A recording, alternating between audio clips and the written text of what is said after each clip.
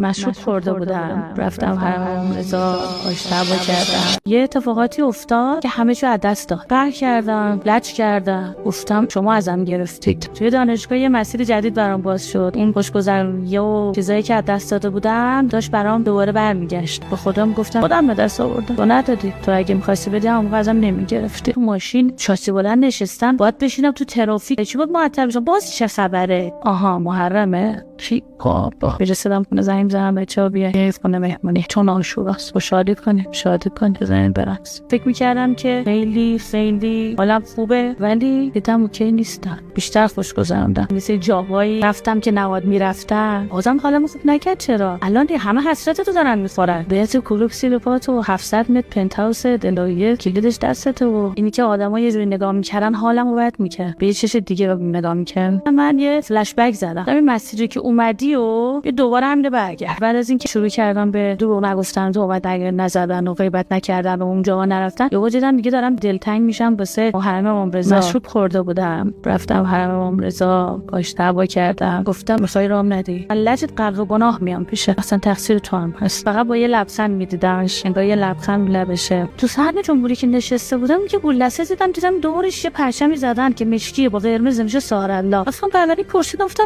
که یعنی چی؟ این نگاه کرد جواب نداد. تو دلش گفت خله این دختره. یه حسی بهم گفت که کربلا نمیخواد. من میگم به امام رضا بهم گفت تمام اون مجالسی که بعد حسین گفتم جلو چشم اومد. رسیدم کربلا عاشقش شدم. هر چی پول داشتم و میدادم. هر هفته پنجشنبه صبح میرفتم کربلا، جمعه برمیگشت. دیگه دیدم نه این هر هفته رفتنم کمه. همه چیز دل کندم. رفتم کربلا برای همیشه. گناهکارترین آدم، حتی اون شمری که رو سینه حسین نشسته بود گفت شم پک ما که دیگه شم نیستیم که، ما رو که دیگه میبخشه.